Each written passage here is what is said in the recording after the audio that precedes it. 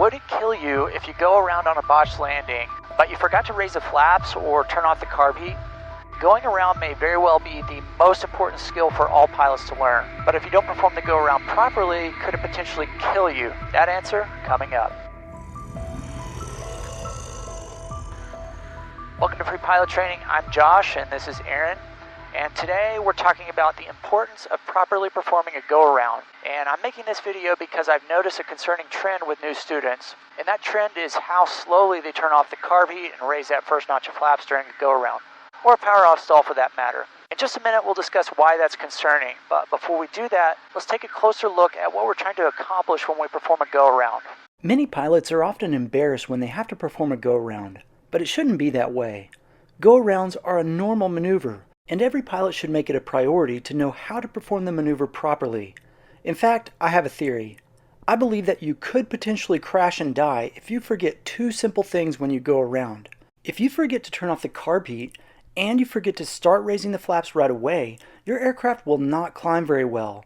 And I believe that in certain situations, this could cause you to crash into an obstacle at the end of the runway. In just a minute, we're going to test this theory. But before we do that, let's briefly look at how to perform a go-around. Keep in mind, this procedure is going to be different in every aircraft that you fly, so be sure to check your POH before performing this maneuver in your airplane. Now, I want to show you what the POH for my Cessna 172H says about the go-around. Notice that Cessna says that we need to get the flaps to 20 degrees immediately after full power is applied. But for some reason they don't say anything about the carb heat. Now, newer Cessna POHs are very clear that you need to get rid of carb heat as soon as possible. So my take on this is that full power in this older model assumes that you turn the carb heat off, because I'm here to tell you, if your carb heat is on, you do not have full power. So when we go around, the first thing we need to do is apply max power. And in order to get max power, we need to go throttle full and then carb heat off. And now that we have max power, we can raise that first notch of flaps. Older Cessnas don't really have notches. In this plane, I'm counting to 3 for every notch of flaps, so holding for a count of 3 gets me close to 20 degrees of flaps. Now, at the same time we're doing all this, we need to get the plane into a good attitude so the plane can start to build airspeed without losing any altitude. In most trainer planes, a good attitude for the airplane is to put the cowling just below the horizon. This will allow you to build up airspeed, but it will also keep you from sinking. But now I want you to notice something. After that, the POH just says that flaps should be slowly retracted to the full up position. Well, what the heck does that mean? This is actually very common in most smaller airplanes.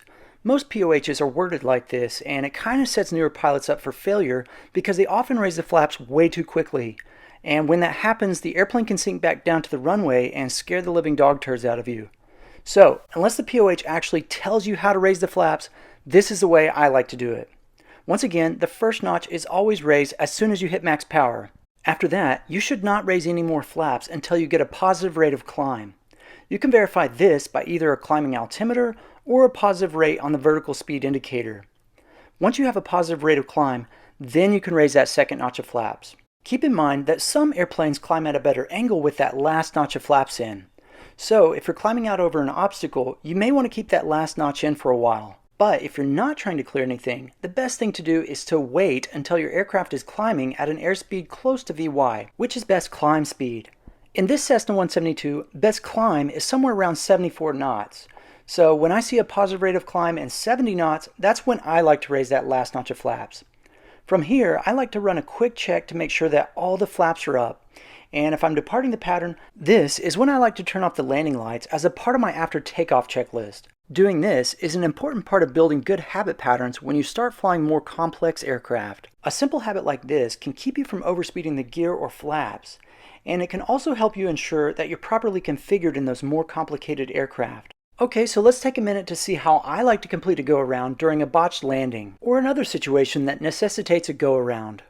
Alright, coming up on 1300, we're coming up a beam arc perch point here. So we'll start pulling that power back. Final 3-4 forward. Okay, pull that power back a little bit. I still don't see that guy. No, I don't either. Carb heat. Flaps, I got him now. Right in front of the view. We're going to have to wait a little bit for him because he made such a big pattern. Alright, 70 knots. The airplane will just kind of fly itself. Normally I would have turned there, but this Right. guy's making such a big pattern that... Yeah, he's not even Yeah. abreast of us. Okay. Former traffic, set the horns out, short final, 3-4, full stop to go. Former traffic, 145, turns downwind, 3-4, Palmer. Palmer traffic, Skyhawk 314 at X-ray. Left base 34 for the planned go-around, Palmer.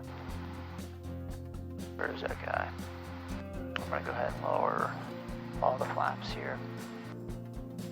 He's Yeah. right down there. I see him now, thank you. Yep. Intentionally slowing down just for that guy. We'll go ahead and lower all the flaps. That'll help build some more spacing between them. We got plenty of spacing, I think. Checklist is complete. He's over the threshold, will be no factor. Alright, so I'm a little slow on purpose, just because I'm trying to build some spacing. Yep. But right now we'd go full flaps, which I've already done, and we'd pitch for 60 knots. So I'm pitching for 60 knots, and the PAPIs say we're high. We can also use those, but they take them. Former traffic, set the 4-0, departing 3-4, stay in the pattern. They take you a beam where they are. So yep, he's in sight, no factor. So gentle corrections. So according to the PAPIs, I'm like right on profile, but I'm aiming for the threshold, which will put me actually pretty close to them. Maybe slightly right of center line.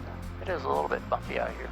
Okay, so I'm planning a full stop landing here, or a touch and go. And then next thing I know, a bus full of nuns drives out in front of us, and we need to go around. So full power, carb heat, first notch of flaps, and just put that cowling right on the horizon. You don't even need it on the horizon to start climbing. Second notch of flaps, we're climbing. Palmer traffic, 145, try left base, 3-4, Palmer. Positive rate 70. Flaps up after takeoff checklist is complete. Palmer traffic, 145, try turn and final, 3-4, Palmer, touch and go. Palmer traffic, Skyhawk 3148 X-ray on the upwind, departing to the west, Palmer. This is where I would make that call for upwind, because he's on crosswind, somebody else is on final, and then that way they know kind of where I am. Makes sense. Okay, now that you know how to do a go-around when you need it, let's go see what would happen if we forgot to turn off the carb heat and we waited too long to raise the flaps. This is something I've been wanting to test for quite a while, because new students often take their time when they turn the carb heat off and when they raise that first notch of flaps. But let's talk for a minute on why that might be a problem. Carb heat's an interesting tool. When you use carb heat on most airplanes, warm air is routed from the engine exhaust into the carburetor in order to melt any ice that may have built up in the throat of the carburetor. And this is great if you want to eliminate ice. But as you may remember, warm air decreases engine performance because that air going into the engine is less dense. So, if you go around and you leave that carb heat on, you're going to have less power. Flaps are an awesome tool as well, and as you may remember, flaps increase the lift that your wings produce. But they also increase drag. Now, here's something that many instructors don't teach, but I think it's important to keep in mind. Most airplanes are designed to create more lift than drag when the flap setting is below 50% of the maximum setting. Above 50%, flaps typically produce more drag than lift. So, what's going to happen if I leave the flaps all the way down during a go-around? That's right, I'm going to have a ton of drag on the airplane, and we want to get rid of that drag. That's why we want to get rid of that first notch of flaps as soon as possible during a go-around. Alright, the time has come to test my theory. Let's look at a scenario where we would need to get the carb heat off and the first notch of flaps up immediately. And then we'll see if we would live or die if we were too slow. Let's say I have a 4,000 foot runway and I'm aiming for the 1,000 foot markers. That would mean that if I go around at the 1,000 footers, I have 3,000 feet of runway remaining. Now, let's say that there's a 50 foot obstacle at the end of this runway. So, I need to climb 50 feet in a distance of 3,000 feet. Now, in a Cessna 172, our landing speed is somewhere around 60 knots. That means I'm traveling at about 1 nautical mile per minute. This means that if I want to clear this tree at the end of the runway, I have 30 seconds to climb 50 feet. Okay, so I have to climb 50 feet in 30 seconds. Now, 50 feet is a little bit harder to see on my altimeter here, so let's say that we need to climb 100 feet in 1 minute. Alright, to make this as realistic as possible, let's descend down to an altitude of 2,000 feet. And once we hit 2,000, I'm going to go around and hack the clock at the same time. But I'm going to forget to turn off the carb heat, and I'm going to forget to raise that first notch of flaps, and we'll see if I survive. All right, here we go. Down to 2,000 feet, and we got to climb 100 feet in 60 seconds. All right, my controls. Your controls. My controls. We're at 3,000 feet. Let's go down. Let's go this way. Okay, he's over there. He's no factor. There you go. Headed off to the west. I think that was him. Okay, so we're in the wide arc. Go ahead and lower that first notch of flaps. Or I'll go ahead and lower all the flaps. All right, so we've got the flaps in, carb heat on, and whenever we hit 2,000 feet, I'm going to go around. So I'm going to hack the clock, and I'm going to simulate that I forgot to raise the flaps and take the carb heat off. And we'll see what happens. We'll see if we can climb 100 feet in 60 seconds. All right, so coming up on our altitude here. Pitching for 60, just like I would be coming in for a landing.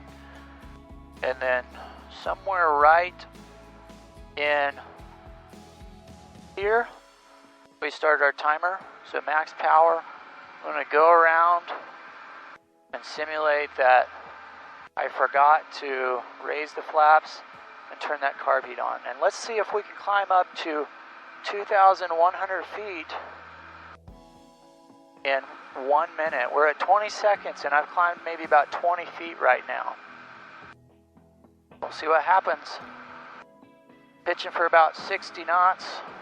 I'm trying to climb, but man, this thing just will not climb for some reason. What is the problem? I'm forgetting to do something really important right now. Not sure what's going on. You know. Yep. But I don't, because I'm new and I don't know what to do. There's 45 seconds. I'm climbing as hard as I can. Getting a little slow. I'm going to pitch down a little bit. What is going on right now? And there's 57 seconds. And there's 1 minute and we've climbed 20 feet. And boom, I just crashed into that tree at the end of the runway. Carb heat off. First notch of flaps. And you can hear as soon as we did that, that engine said, I don't have quite as much drag on me. Now I'm climbing. Second notch of flaps. Now I'm looking for 70 and positive rate of climb. Flaps up, after takeoff checklist. So as you can see, not good if you forget to do those two things. Well, we're dead. Well, bummer. Sure wish somebody would have told me how important it was to get that carb heat off and raise that first notch of flaps during a go-around. I wish I would have watched free-pilot training videos. But now that you've watched this video, maybe you'll live a little bit longer than I did. And that's the whole point I'm trying to make today. I want to keep you guys alive so you can enjoy flying and all the great things that go along with it. Thanks for watching, and if you enjoyed this video, please smash that like button, and then check out this video right here. You're going to love it. See ya.